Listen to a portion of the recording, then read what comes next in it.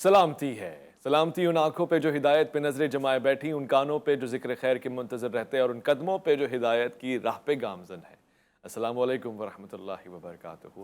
تمام تعریفیں خدائے بزرگ و برتر کے لیے جو وحد اللہ شریک ہے، نہ کوئی ثانی نہ کوئی ہمسر، درود لامحدود محبوب رب الودود، راحت العاشقین مراد المشتاقین، حضرت محمد مصطفیٰ، آپ کی آل پاک، آپ کے جانثار انصار اور اصحاب پر زنمن آپ دیکھ رہے ہیں الف لام میم۔ میں آپ کا میزبان محمد اویس ربانی تہہ دل سے آپ کو کہتا ہوں خوش آمدید، اور ساتھ ساتھ جشن ولادت باسعادت رحمت للعالمین فخر موجودات مصطفیٰ صلی اللہ علیہ وآلہ وسلم کی مبارکباد بھی پیش کرتا ہوں۔ آج کا دن خوبصورت ہے اور یہ مہینہ بھی خوبصورت ہے، اور آپ سے منسلک منسوب ہر شے خوبصورت ہے، قابل تعظیم ہے، اور آپ کی شخصیت قابل تقلید ہے۔ اللہ تعالیٰ نے آپ کو بنایا ہی اتنا پیارا ہے کہ خود بخود کائنات آپ کی طرف کھچی چلی آئے۔ آپ محور ہیں، مصدر ہیں، آقا ہیں، رب کائنات کے محبوب ہیں، لہٰذا اگر ہم اپنی زندگانیوں کو بہتر بنانا چاہتے ہیں تو آپ کا تذکرہ کریں، اس نعمت کا شکر کریں جو رب تعالیٰ نے خاص طور سے ہمیں عنایت کی ہے، ہم پہ عطا کی ہے، اور میں بحیثیت امتی رحمت للعالمین کے ناز کرتا ہوں، پروردگار کا شکر ادا کرتا ہوں۔ میں اور آپ مل کے عید میلاد النبی کو منا رہے ہیں، یہ جشن کی سعادتیں ہیں، رحمت للعالمین کے اوصاف حمیدہ بیان ہوں گے، آپ کے فضائل و مناقب کا ذکر ہوگا۔ میں آپ کو اس محفل میں پھر سے خوش آمدید کہتا ہوں اور بتانا چاہتا ہوں کہ جناب حضرت اعلیٰ حضرت احمد رضا خان بریلوی رحمۃ اللہ علیہ نے کیا خوبصورت نگاہ باندھی جب آپ نے اس زاویے سے دیکھا کہ مولا علی نے واری تیری نیند پر نماز، یعنی وہ جو نماز کا سلسلہ ہے، خاص عبادت کا سلسلہ ہے، وہ بھی وار دی گئی صرف آپ کی رضا منشا اطاعت کے اوپر، پیروی رسالت مآب صلی اللہ علیہ وآلہ وسلم پہ۔ مولا علی نے واری تیری نیند پر نماز، وہ بھی اثر کی جو سب سے اعلیٰ خطر کی ہے، ثابت ہوا جملہ فرائض فروغ ہیں، اصل بندگی تو استاجور کی ہے۔ رحمت للعالمین صلی اللہ علیہ وآلہ وسلم کا یہ مہینہ ہے۔ میں خوش آمدید کرنا چاہتا ہوں، پروگرام میں تشریف فرمائیں، بہت ہی پیاری میٹھی ملائم گفتگو فرماتے ہیں، ان کا ایک سلسلہ ہے، اس خانوادے سے تعلق رکھتے ہیں کہ جہاں بے شمار نعمتیں اور رحمتیں خدا نے نازل فرمائی ہیں۔ میں خوش آمدید کہتا ہوں سید مکرم اشرف جیلانی کو۔ السلام علیکم ورحمۃ اللہ۔ وعلیکم السلام ورحمۃ اللہ۔ میں اپنے پروگرام میں خوش آمدید کہوں گا دوسرے عالم دین آج اس پروگرام میں بطور مہمان تشریف فرمائے، ہماری رہنمائی فرمائیں گے اپنی علمیت سے اور محبت اور رسالت مآب صلی اللہ علیہ وآلہ وسلم سے ان کی عقیدت کا آج یہاں پر اظہار ہوگا۔ میں علامہ دلشاد مہدوی کو خوش آمدید کہتا ہوں۔ السلام علیکم ورحمۃ اللہ۔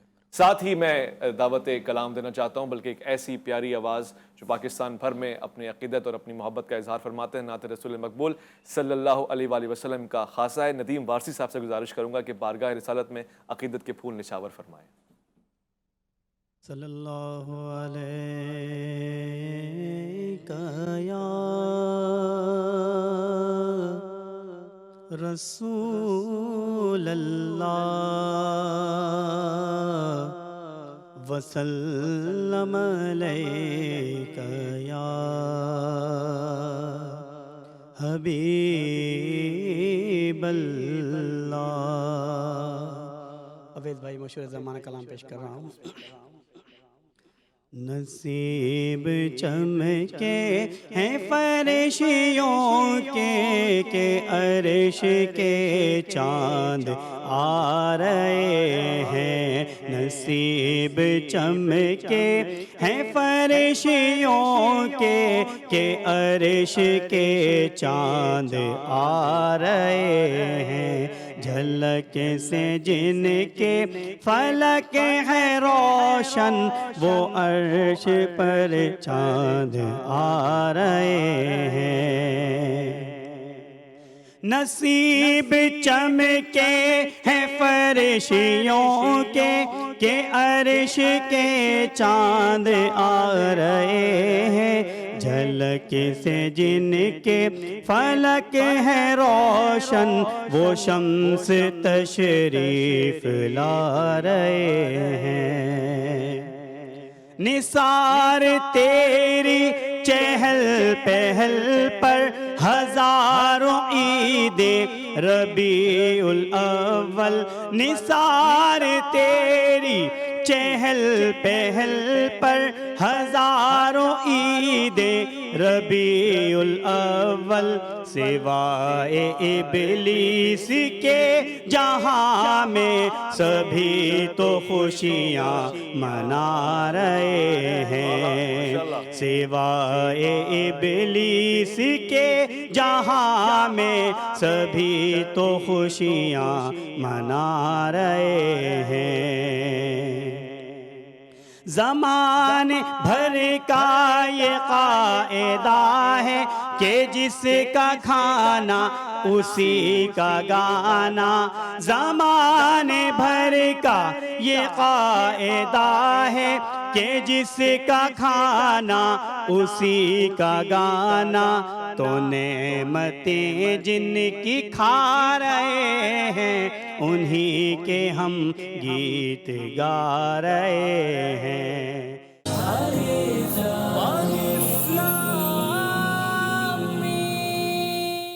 الف لام میم میں خوش آمدید۔ صاحبزادہ سید مکرم اشرف جیلانی صاحب سے پوچھنا چاہتا ہوں کہ سیرت نبوی صلی اللہ علیہ وآلہ وسلم کا مطالعہ کریں تو وہ چند ایک ایسی نمایاں، بلکہ میں کہوں گا کہ ایسے انوار جو اپنی جھولی میں ہم جمع کرنا چاہیں، آپ کی مسکراہٹ، آپ کا تبسم، آپ کے چلنے کی ادا، آپ کا بیٹھنا، آپ کا اٹھنا، آپ کا کلام کرنا، وہ کیا چیزیں ہیں جن کو ربیع الاول میں بحیث تحفہ اور ہدیہ ہم اپنی قوم کو پہنچا سکتے ہیں؟ اعوذ باللہ من الشیطان الرجیم، بسم اللہ الرحمن الرحیم۔ ان اللہ و ملائکتہ یصلون علی النبی یا ایھا الذین آمنوا صلوا علیہ وسلموا تسلیما۔ اللہم صل علی سیدنا مولانا محمد وعلی آل سیدنا مولانا محمد صلاۃ دائمۃ بدوام الملک الحی القیوم۔ سب سے پہلے میں اپنی جانب سے اور آپ تمام جی ٹی وی کے حضرات، خصوصاً ہمارے اویس ربانی صاحب اور دیگر کے جنہوں نے ماشاءاللہ یہ بڑا خوبصورت پروگرام سیرت نبوی صلی اللہ علیہ وسلم کے حوالے سے سجایا، اس کی مبارکباد پیش کرتا ہوں۔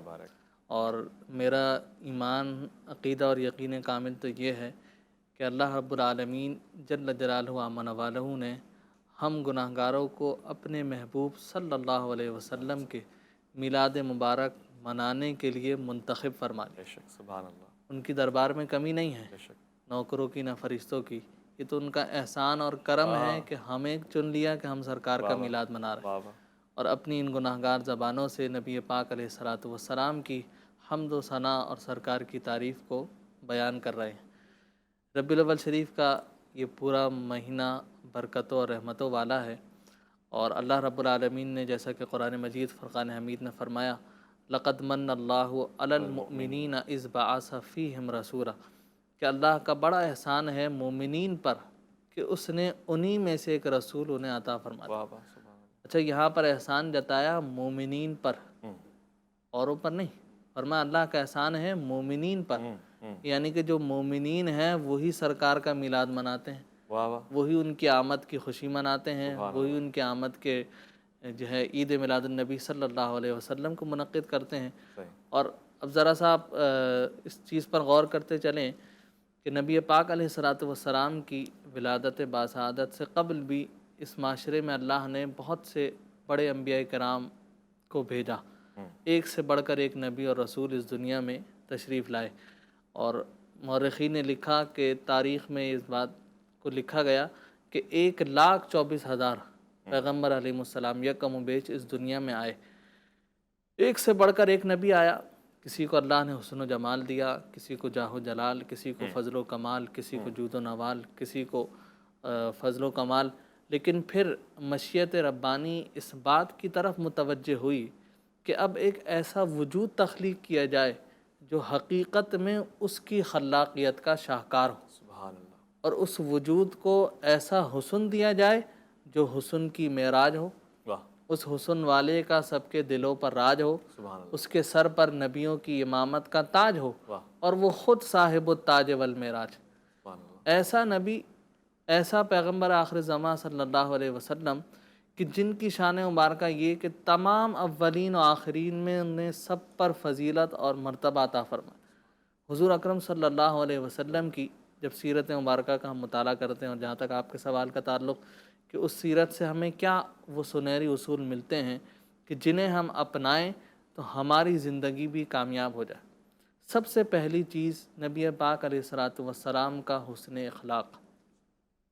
سرکار دو عالم صلی اللہ علیہ وسلم کا حسن اخلاق اور کردار ایسا تھا کہ جو دشمنی بھی رکھتے تھے، جو نبی پاک علیہ الصلاۃ والسلام کو اعلان نبوت کے بعد معاذ اللہ مارنا چاہتے تھے، ختم کرنا چاہتے تھے، لیکن ان کی امانتیں بھی حضور کے پاس رکھی ہوئی تھی۔ سبحان اللہ سبحان اللہ۔ کہ جب ہجرت کی رات تشریف لے جا رہے ہیں تو مولا کائنات مولا علی مشکل کشا کرم اللہ وجہ الکریم سے فرمایا، علی تمہیں یہاں رکنا ہے، امانتوں کو بانٹنا ہے، بلکہ رات بستر پر سونا ہے، پھر امانتوں کو صبح بانٹنا ہے، پھر مدینے چلے آنا۔ کہ وہ لوگ جو مارنے کے لیے باہر کھڑے ہیں دروازے پر، جو ختم کرنے کے لیے کھڑے ہیں معاذ اللہ، ان کی بھی امانتیں حضور کے پاس۔ بہت اچھا۔ یہ وہ کردار تھا، یہ وہ حسن اخلاق تھا کہ جس نے دشمنوں کو بھی اس بات کی طرف مائل کر دیا تھا کہ یہ صادق ہیں، یہ امین ہیں، یہ امانت دار ہیں، بے شک۔ یہ ایسے ہیں کہ اگر ان کے پاس کسی چیز کو رکھوا دیا جائے تو وہ اسی طرح محفوظ رہتی ہے جیسے رکھوائی جاتی۔ کیا خوبصورت یہ بات۔ میرے رسول صلی اللہ علیہ اور آج کے وسلم دور میں ہم دیکھتے ہیں کہ سب سے زیادہ قحط اسی بات کا ہے کہ لوگوں کا لوگوں پہ اعتماد ہی نہیں ہے، اعتماد نہیں۔ کریڈیبلٹی ڈاؤن ہوتی جا رہی ہے۔ جی بالکل۔ حقیقت آپ نے فرمایا۔ علامہ صاحب اس میں ایک اور جائزہ اگر ہم لینے کی کوشش کریں، جدید دور ہے، تقاضے بدلتے جا رہے ہیں، مگر ہر دور میں سیرت ہمیشہ ایک مثال اور ایک مصدر بن کے نظر آتی ہے۔ مثلا رسالت مآب صلی اللہ علیہ وآلہ وسلم کا اپنے عزیز و اقارب کے ساتھ کیسا رویہ تھا، خانوادہ نبوت کے ساتھ کیسے پیش آتے تھے، بیٹی کے ساتھ، چچا کے ساتھ، معاملات زندگی میں کیسے تھے؟ باللہ من الشیطان الرجیم، بسم اللہ الرحمن الرحیم۔ الحمدللہ وکفی وسلام علی عبادہ الذین اصطفیٰ، اما بعد۔ بہت ہی عمدہ سوال کیا آپ نے، اور اس طریقے سے اگر رسول خدا صلی اللہ علیہ وآلہ وسلم کی زندگی کو ہم تقسیم کرنا چاہیں تو وہ 4 مرحلوں میں تقسیم ہو جاتی ہے۔ پہلے مرحلے میں رسول خدا صلی اللہ علیہ وآلہ وسلم بحیثیت عبد جب خداوند متعال کی بارگاہ میں حاضر ہوتے ہیں تو انتہائی انہماک کے ساتھ حاضر ہوتے ہیں کہ پروردگار عالم کو کہنا پڑتا ہے کہ آپ کم اٹھیے، کم عبادت کیجیے۔ بہت سارے لوگ ہیں جو اجتماعی ہیں مگر عبادات کی طرف دھیان نہیں دیتے۔ جہاں رسول خدا کی زندگی اجتماعی ہے، دوسرا پہلو آپ کی زندگی کا اجتماعیت کا پہلو، تیسرا پہلو آپ کی زندگی کا جو ہے اپنے اہل و عیال کے ساتھ ہے، اور چوتھا پہلو جو ہے وہ آپ کے دوستوں کے ساتھ ہے، احباب کے ساتھ ہے۔ تو آپ دیکھیں کہ رسول خدا کی زندگی کا کمال یہ ہے کہ آپ تمام پہلوؤں میں عدالت کے ساتھ اور برابری کے ساتھ چلتے ہیں۔ یہاں تک ہمیں روایت ملتی ہے کہ جب رسول خدا کسی سے بات کرتے تو آپ کی نگاہوں کا تعادل اور عدل یہ ہوتا کہ کوئی یہ نہ کہہ سکتا کہ میری طرف زیادہ دیکھا ہے، ان کی طرف کم دیکھا ہے۔ جن کی نگاہوں کا یہ عالم ہے تو ان کی گفتار ایسی ہی ہونی چاہیے جس کے لیے خدا کہے وما ینطق عن الہویٰ ان ہوا الا وحی یوحیٰ۔ یہ وہ ذات ہے کہ جو فقط اجتماع کو ٹائم نہیں دیتے بلکہ خداوند متعال کو بھی ٹائم دیتے ہیں، اور اس طریقے سے اعتدال سے چلتے ہیں کہ جب عثمان بن مظعون جو رسول خدا کے صحابی تھے اور انہوں نے رہبانیت اختیار کی تو رسول خدا نے اس کو بلا کر کہا کہ کیا میں تمہارے درمیان زندگی نہیں جیتا؟ میں اپنے اہل و عیال کو بھی ٹائم دیتا ہوں، اپنے دوستوں کو بھی ٹائم دیتا ہوں، اجتماعی معاملات کو بھی دیکھتا ہوں، خداوند متعال کو بھی ٹائم دیتا ہوں۔ تو رسول خدا کی زندگی میں ہمیں عدل نظر آتا ہے، اعتدال نظر آتا ہے۔ اس کے اعتدال کی وجہ کیا ہے؟ اگر رسول خدا کی زندگی پر ہم توجہ فرمائیں تو رسول خدا عبد محض ہیں، وہ فقط عبد الشکور نہیں ہے، وہ فقط عبد الصبور نہیں ہے، بلکہ عبد محض ہے۔ جب عبد محض کی گفتگو ہم کرتے ہیں تو رسول خدا چونکہ خلافت الہیہ کے منصب پر فائز ہیں، خداوند متعال کی جتنی صفات ہیں وہ تمام صفات عبد کامل میں متجلی ہوتی ہیں، اس لیے آپ عبد محض ہیں۔ بہت سارے لوگ ہیں جن کے وجود میں شکر کا پہلو تو پایا جاتا ہے مگر اور پہلو ان میں نظر نہیں آتے۔ بہت سارے معاملات ہیں، بہت سارے لوگ ہیں جو عبد المعبود ہیں، عبادتوں میں تو آپ کو نظر آئیں گے مگر اجتماعی معاملات میں آپ کو نظر نہیں آئیں گے۔ اسی لیے قرآن مجید نے کہا سبحان الذی اسریٰ بعبدہ لیلا من المسجد الحرام۔ یعنی یہاں پر ابدیت کے جملے یا ابدیت کے لفظ کو ذکر کرنے کی مراد ہماری یہ ہے کہ رسول خدا نے ابدیت کا کانسیپٹ یہ دیا ہے کہ جب ہم لفظ عبد کہتے ہیں تو ہمارے ذہن میں مصلی آتا ہے، تسبیح آتی ہے اور مصلی پہ کھڑا ہوا انسان نظر آتا ہے، مگر جب ہم رسول خدا کے لیے عبد کہتے ہیں تو وہ جتنے بھی معاملات ہیں وہ خدا کے لیے انجام دیتے ہیں۔ اگر اولاد سے ملتے ہیں تو خدا کے لیے، اگر صحابہ سے ملتے ہیں تو خدا کے لیے، یعنی ان کا پورا وجود تجلی خدا تھی، یعنی جو کچھ وہ کام کرتے تھے وہ خداوند متعال کی رضا کے لیے کرتے تھے۔ یہی وجہ ہے کہ رسول خدا صلی اللہ علیہ وآلہ وسلم، اور یہ سوال بھی اٹھایا جاتا ہے کہ آخر پروردگار عالم نے انبیاء کا انتخاب کیوں کیا؟ پروردگار عالم نے انبیاء کا انتخاب ان کی بندگی کی وجہ سے کیا ہے، یعنی پروردگار عالم نے جس میں جتنی بندگی کا تناسب دیکھا اسی حساب سے اسے عہدے دیتا گیا۔ تو رسول خدا بندگی کی معراج پر تھے کہ اسی لیے کہا کہ ہم نے بندے کو معراج کروائی ہے، اور اسی لیے رسول خدا صلی اللہ علیہ وآلہ وسلم بارہا اس بات پہ شکر ادا کرتے رہے کہ پروردگار عالم نے مجھے رسول بنانے سے پہلے عبد اپنا قرار دیا، کہ اشہد ان محمدً عبدہ و رسولہ، ان کی بندگی کا اظہار کرتے ہیں۔ تو ہمارے لیے جو بہترین عملی سیرت کا پہلو ہے وہ بندگی ہے۔ معاملات ہو اس میں بندگی ہونی چاہیے۔ ہم معاملات میں خدا کو نکال دیتے ہیں، ناپ تول میں خدا کو نکال دیتے ہیں، کسی سے بات چیت کرنی ہو تو خدا کو نکال دیتے ہیں۔ ہمارے ہر پہلو میں خدا نظر آنا چاہیے، معاملات میں خدا ہو، عبادات میں خدا ہو، حقوق میں خدا ہو، جتنے بھی حتیٰ کہ یہ پروگرام جیسا کہ اعلیٰ حضرت نے فرمایا کہ یہ پروگرام جو ہے خود خداوند متعال کی طرف سے ایک تائید اور توفیق ہے۔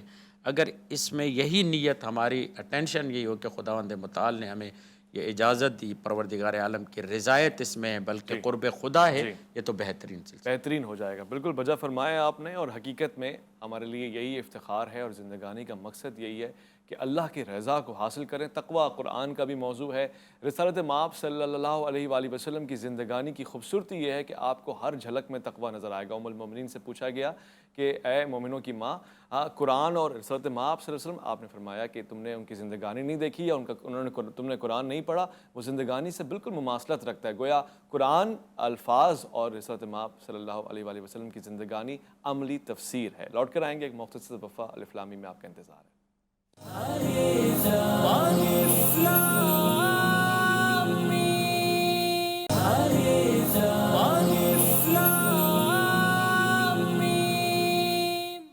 وہ دانہ سبل ختم الرسل، مولائے کل جس نے غبار راہ کو بخشا فروغ وادی سینہ۔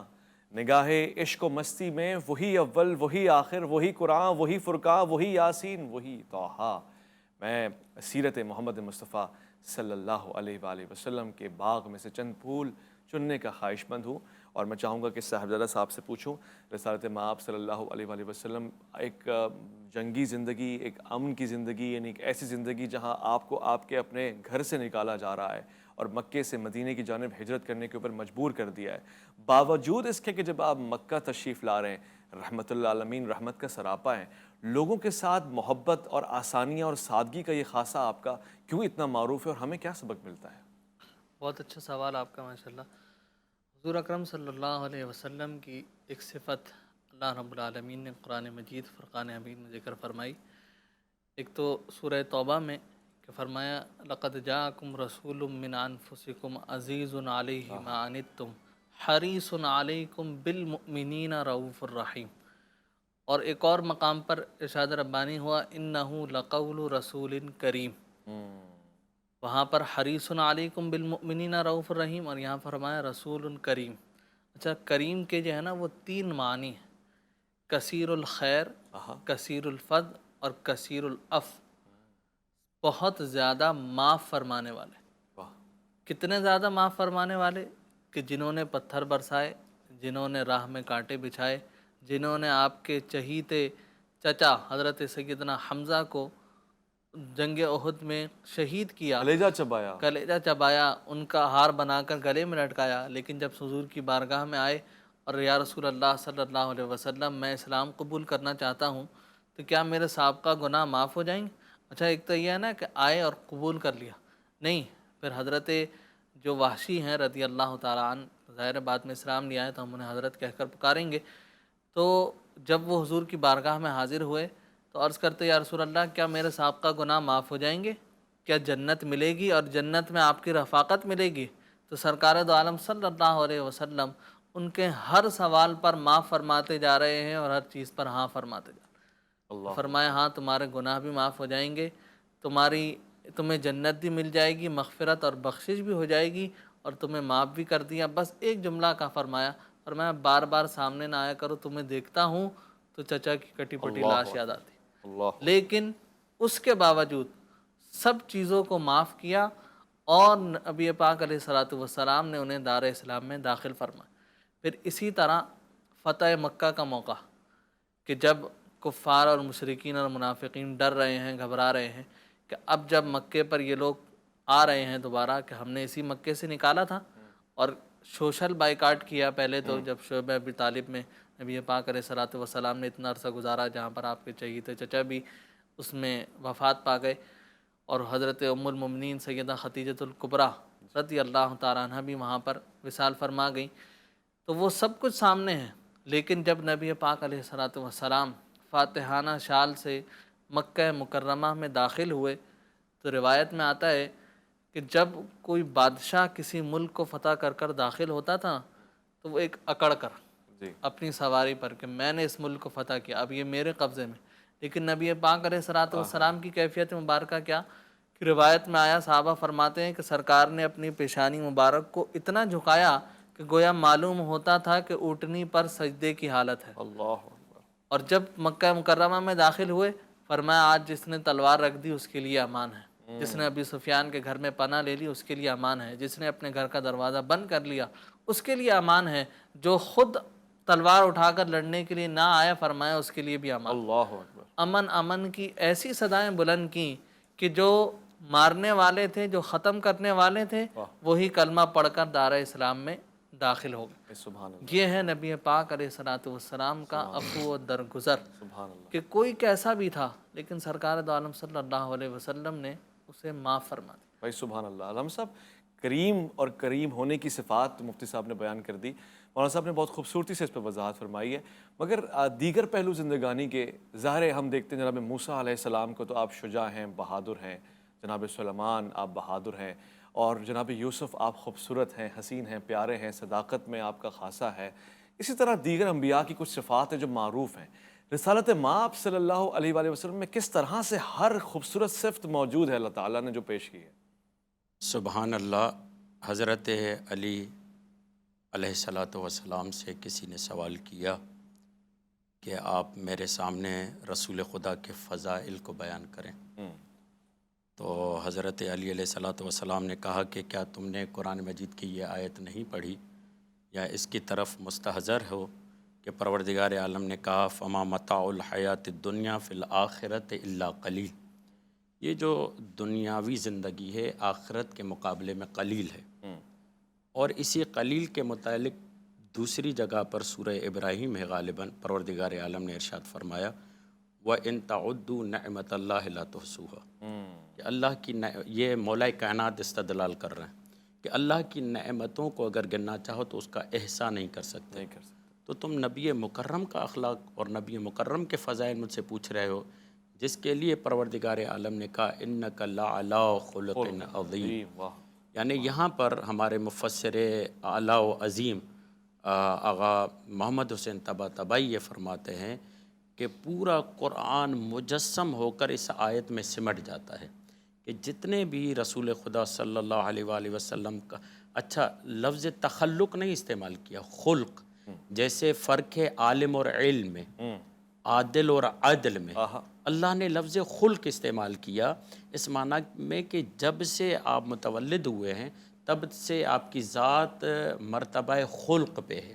ایسا نہیں ہے کہ دوسرے لوگ ممارست کریں، تجربے کریں، بعد میں جا کر وہ اوقات بنے، حال بنے، پھر ملکہ بنے، پھر درجہ بنے، نہیں، آپ کا وجود پیدا ہوتے ہی اس مقام پر ہے کہ آپ خلق عظیم کے مالک ہیں۔ اب یہاں پر علی امیر المؤمنین جیسی ذات جو شجاعت میں، بہادری میں، جنگوں میں، علمبرداری رسول خدا میں مشہور و معروف ہیں، وہ مولا یہ فرماتے ہیں، کیونکہ آپ نے شجاعت کے حوالے سے سوال کیا، وہ مولا یہ فرماتے ہیں جب ہمارے حوصلے پست ہو جاتے تھے، جب ہم کمزور پڑنے لگتے تھے، تو ہم رسول خدا کے چہرے کو دیکھتے تو ہماری بہادری، ہمارے حوصلے بلند ہو جاتے۔ سبحان اللہ۔ یہ تو کمال تھا رسول خدا کے چہرے کا، رسول خدا کے کردار کا۔ اس کے علاوہ خود رسول خدا صلی اللہ علیہ وآلہ وسلم کی جو زندگی ہے لمحہ بلمحہ، کہ پروردگار عالم کہتا ہے لقد کان لکم فی رسول اللہ اسوۃ حسنہ۔ یہاں پر یہ میں توجہ دلاتا چلوں کہ قرآن مجید نے جو ہمارے لیے ماڈل قرار دیا ہے نا، اور اسی کو ہم اور زاویے سے پیش کرتے ہیں، محبت اور نفرت، تولا اور تبرہ، دوستی اور دشمنی۔ ماڈرن سائیکالوجی بھی یہی کہتی ہے کہ اگر آپ کو اچھا بننا ہے تو اچھے انسان سے محبت کرو، صحیح، اور اگر آپ کو برا بننا ہے تو پھر برے لوگوں کے پاس چلے جاؤ۔ میں آج کے معاشرے کی ابتری آپ کو بتا رہا ہوں کہ قرآن یہ کہہ رہا ہے کہ ہمیں رسول جیسا بننا ہے، یہ مت سوچنا کہ رسول ہمارے جیسا ہے، اس میں بڑا فرق ہے۔ رسول ہمارے جیسا ہے، کار پاکان را از کیاس خود مگیر، یہ مت سوچو کہ میری نماز رسول کی نماز کی طرح ہے، بالکل ایسا تصور نہیں کرنا، مگر خود قرآن مجید کا حکم ہے کہ خود کو رسول جیسا بنانے کی کوشش کرو۔ اس کے کمال تک نہیں پہنچ پاؤ گے مگر کچھ تو ان کے نقش قدم پہ چل کے۔ آج کی ابتری کیا ہے دیکھیں، جب انسان اسوہ رسول سے ہٹ جائے، جب انسان پاک انسانوں کی سیرت سے ہٹ جائے، تو آپ کو برطانیہ میں 10,000 سے بڑھ کر لوگ ہیومن ڈوگ کے نام سے ملیں گے۔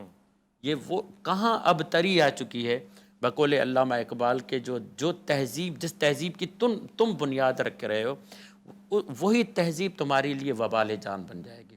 جب یہ بات ہو رہی تھی کہ من عرف نفسہ فقد عرف ربہ، جس نے پہلے تو ہم یہ بحث کرتے تھے نا کہ خدا ہے یا نہیں، جی، اب سیرت رسول اور ائمہ معصومین علیہ السلام کے کردار سے دوری کا نتیجہ یہ ہوا ہے کہ اب یہ بات کی جاتی ہے کہ سیلف آئیڈینٹیفیکیشن کیا ہے، میری ذات کیا ہے، یعنی اب میں مرد ہوں، خاتون ہوں، جانور ہوں، کیا ہوں، یعنی جیسا میں سوچتا ہوں۔ تو یہ جو سوچ بنتی ہے کیسے بنتی ہے؟ سوچ بنتی ہے فالو کرنے سے۔ آپ کس کو فالو کر رہے ہیں؟ اگر آپ نبی خدا کو فالو کرتے، پاک انسانوں کو فالو کرتے، تو آپ اسی سیرت پہ چلتے ہوئے اپنے آپ کو اشرف المخلوقات کے زمرے میں لے کر آتے، جیسا کہ پروردگار عالم نے کہا لقد کرمنا بنی آدم، ہم نے بنی آدم کو صاحب کرامت بنایا۔ جس انسان کو اللہ نے صاحب کرامت بنایا، پہلے تو اور قسم کے سوالات آتے تھے، اب یہ کہ یہ خود اپنے آپ کو کتا بنا رہا ہے، خود اپنے اوپر خرچ کر رہا ہے، باقاعدہ اپلیکیشن دے رہا ہے کہ میرے لیے کلب الگ کرو، میرے لیے پارکنگ الگ کرو، میرے سسٹم۔ یہ کہاں انسانیت جا رہی ہے؟ یہ خود دیکھ رہے ہیں، مشاہدہ کر رہے ہیں۔ اس کا کیوں یہ نتیجہ ہو رہا ہے؟ اس لیے کہ رسول خدا کی سیرت، قرآن مجید سے دوری کا نتیجہ یہی ہونا۔ وجہ فرمایا آپ نے۔ حضرت علامہ اقبال کے شعر کی طرف بھی آپ نے اشارہ کیا کہ زمانہ آیا ہے بے حجابی کا، عام دیدار یار ہوگا، بنے گا سارا جہاں میں خانہ، ہر کوئی بادہ خار ہوگا، اور تمہاری تہذیب اپنے خنجر آپ خودکشی کر لے گی، شاخ نازک پہ جو آشیانہ بنے گا ناپائیدار ہوگا۔ حقیقت ہے، میں اسی سیرت کے پروگرام میں یہ پیغام بھی دینا چاہتا ہوں کہ اگر کوئی فلاح کی طرف آنا چاہتا ہے، دنیا اور آخرت سجانا چاہتا ہے، رسالت مآب صلی اللہ علیہ وآلہ وسلم کو اپنی یعنی محبت اور مودت کے اس پیمانوں کو اپنی نسلوں میں منتقل کرے، یہیں سے اس کی فلاح اور بہبود کا آغاز ہوتا ہے، اور پھر یہ فرد کے لیے اور معاشرے کے لیے یکساں ہے۔ خدا نے چاہا تو اس پہ عمل ہوگا، ہمارا کام پیغام پہنچانا ہے۔ میں شکر گزار ہوں جناب سید مکرم صاحب کا، اور علامہ صاحب آپ کا، علامہ دلشاد مہدوی صاحب کا، اور وارثی صاحب آپ کا بہت بہت شکریہ ادا کرنا چاہتا ہوں۔ خواتین و حضرات، اس پروگرام کو اختتام پذیر کرتے ہوئے یہی پیغام اور اسی کے ساتھ آگے کی طرف بڑھیں گے کہ اللہ رب العزت سے دعا کرتے ہیں پروردگار ہمیں شاکرین میں شامل فرمائے، آپ کا میلاد ہو، حضور والا کا ذکر ہو، اور محبوب کی محفل کو محبوب سجاتے رہیں، اور سرکار ہمیں مدینہ شریف بلاتے رہیں۔ اس آرزو کے ساتھ محمد اویس ربانی کو دیجیے گا اجازت۔ اللہ کی امان میں۔